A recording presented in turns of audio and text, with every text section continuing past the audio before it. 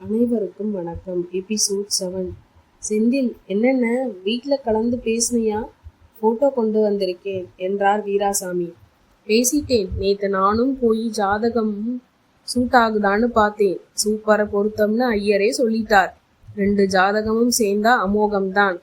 தயங்கமா பண்ணலாம் சொல்லிட்டார் என்றார். அப்ப மேல பேச வேண்டியது தானே செந்தில்?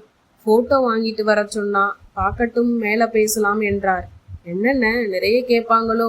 இல்ல, அப்படி ஒன்றும் தெரியல. எல்லாம் நம்மள மாதிரி குடும்பம்தான்.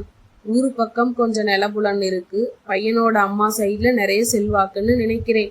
பேசிப்பாரு என்றார் வீராசாமி. அம்மா, அப்பா, அண்ணன் வந்தாச்சு, எந்திரிங்க எந்திரிங்க என்று அவசரப்படுத்தினாள் ஆஷா. கையில் ஒரு சூட்கேஸ் ஜெர்கினுடன் ஆட்டோவில் வந்து இறங்கினான் கார்த்திக். அண்ணா குடு என்று சூட்கேஸை வாங்கினான் விக்கி.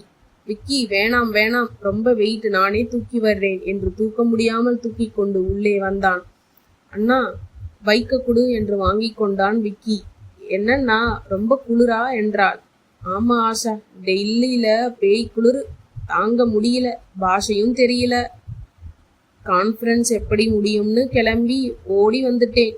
ஒரு நாள் ஷாப்பிங் போய் உங்களுக்கு நிறைய ட்ரெஸ்ஸு, ஷூஸ் எப்பெல்லாம் வாங்கிட்டு வந்தேன். அதான் இவ்வளவு வெயிட். ஒரு வாரத்துல துரும்பா இழைச்சி போயிட்டே கார்த்திக் என்றாள் அக்கா. ஆமா, இழைச்சி வேற போயிட்டான்.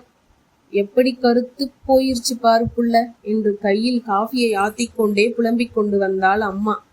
அம்மாவை பார்த்ததும் இல்லம்மா என்று சிரித்து கட்டி அணைத்து முத்தமிட்டான்.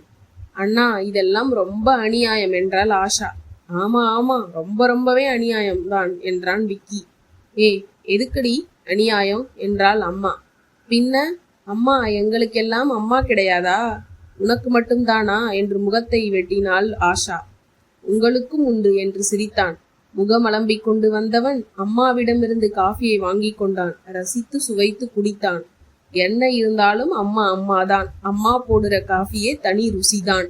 டெல்லியில இந்த காஃபிக்கு லோன்னு அலைஞ்சேன், கிடைக்கவே இல்லை.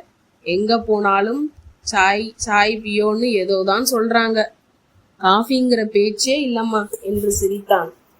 நார்த்து பக்கம் காஃபி அவ்வளவா விரும்பலன்னு நினைக்கிறேன். நம்ம சவுத் பக்கம்தான் காஃபி ரொம்பவும் லைக் பண்றாங்க. அப்படிதானடா கார்த்திக் என்றாள் அக்கா. ஆமா ஆமா, அந்த பக்கம் குளிரா இருக்கிறதுனாலயா கார்த்திக் என்றாள் அம்மா. இருக்கும் இருக்கும், அந்த காரணம் கூட இருக்கலாமா. ஆனாலும் காஃபியை குடிச்சு பழகியாச்சு. டீ ஒர்க் அவுட் ஆகல. எத்தனை தடவை டீ குடிச்சாலும் காஃபி குடிச்ச திருப்தி அதுல இல்லம்மா என்றான். மகிழ மரத்து பூக்கள் பூத்து குலுங்கியது. வாசனை சுண்டி இழுத்தது. பூக்களை சுற்றி சுற்றி டூர் என்று வண்டுகள் வண்டியோட்டி கும்மி அடித்து காதல் பேசிக்கொண்டது. தம்பி, நல்லா காத்து வரும், தூங்கி ரெஸ்டடு என்று மாடியின் ஜன்னலை திறந்து ஸ்கிரீனை விலக்கி விட்டால் அக்கா வந்தனா. எஸ் அக்கா, வெரி நைஸ். நம்ம காத்து வர்றது கூட வேண்டாங்க்கா. பூவாசனை மூக்குல முட்டுதுக்கா. இந்த வீடு நல்லா இருக்குக்கா, வாடகை அதிகமோ என்றான். ஆமாம் தம்பி, முன்னால இருந்த வீடு 10,000 என்று சொல்லி முடிப்பதற்குள், அம்மா இது 13,000 கண்ணு, 3,000 அதிகமாயிட்டது. ஏமா, அந்த வீடே சின்னதா இருந்தாலும் நல்லாதானே இருந்தது? ஆமாண்டா, சின்ன வீடு தான், நல்லாத்தான் இருக்கும். இனிமே போதாதே. வந்தனாவுக்கு கல்யாணமாமா, மாப்பிள்ளை வந்து போயிருப்பார். நீ படிச்சு முடிச்சுட்டு வந்துட்ட. ஆஷா இப்போவோ அப்போவோன்னு ரெடியா இருக்கா. விக்கி +2. எல்லாருக்கும் தனித்தனியா இருந்தா சௌகரியமா இருக்கும்னு அப்பாதான் இந்த முடிவை எடுத்தார். எனக்கும் சரின்னு தான் பட்டுது. ஆனா உங்க அப்பா சமாளிச்சலாம்னு சொல்லிட்டார் என்றாள் அம்மா. அம்மா, இனிதான் நான் சம்பாதிக்கிறேன்ல, அப்புறம் எதுக்குமா கவலைப்படுறீங்க? அதுக்குத்தான் செலவு காத்து கிடக்குதேடா கார்த்திக். என்ன செலவுமா?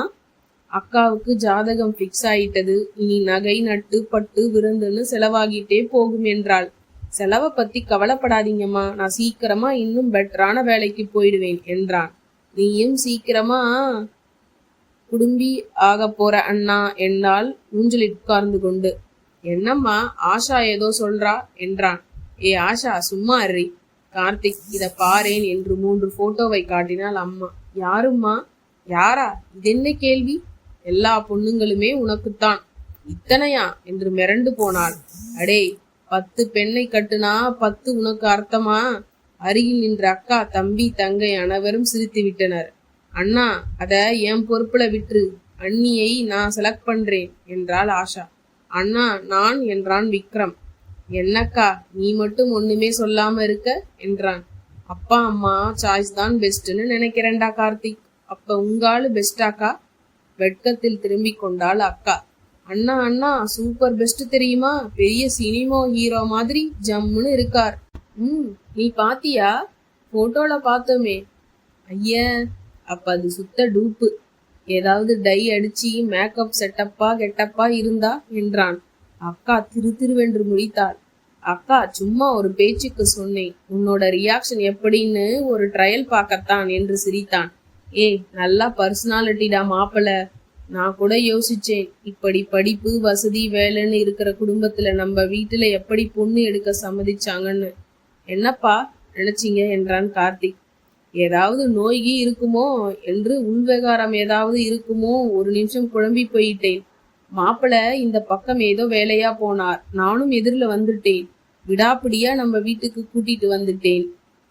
கார்ல உங்க அம்மா கூட பேசிட்டு இருக்காப்புல. போடா கார்த்திக் போய் பார்த்து பேசு என்றார் அப்பா. வந்தனா என்னப்பா, நீ போய் காஃபியை ரெடி பண்ணு. பஃபு பிஸ்கெட்டு சிப்ஸ் எதையாச்சும் வீட்டுக்கு வாங்கிட்டு வந்தேன். எல்லாம் நல்லதா போச்சு, எடுத்து வச்சு காஃபி குடுமா என்றார். அப்பா காஃபி வேணும்னு போடுறேன், கொண்டு போயெல்லாம் கொடுக்க மாட்டேன் என்றாள் வந்தனா.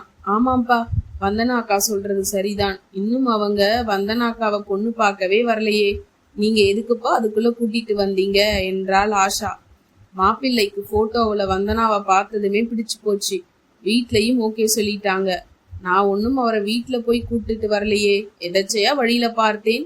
பைக்ல என் எதிரில வந்தாப்புல சிரிச்சாரு. அப்புறம் கூப்பிடாம இருக்க முடியாதே என்றார் அப்பா. அக்கா அத்தான் நல்லா இருக்கார், வெளியில simple and very kind and ஹேண்ட்ஸமா இருக்காரு. நான் சும்மா மனசை குழப்பாதிக்கா, அதையெல்லாம் நினைச்சு மனசை குழப்பக்காதீங்கக்கா என்று அவள் இரு கைகளையும் பற்றி முத்தமிட்டாள். அக்கா காஃபி போட்டையா? கையெல்லாம் மணக்குது. ஆமாம் பின்ன சும்மாவா, அத்தானுக்குள்ள அக்கா காஃபி போட்டிருக்கா என்றான் விக்கி. அக்கா எங்களுக்கும் தானே? ஆமா எல்லாருக்கும் தானே, பின்ன குடுக்கறது என்று நக்கலாய் சிரித்தாள். எல்லோரும் ஒன்னா சேர்ந்து குடிச்சா நல்லா இருக்கும்னு நினைச்சேன் அண்ணா என்று கண்ணாடியை சிரித்து உதட்டை பிதுக்கினாள் ஆஷா.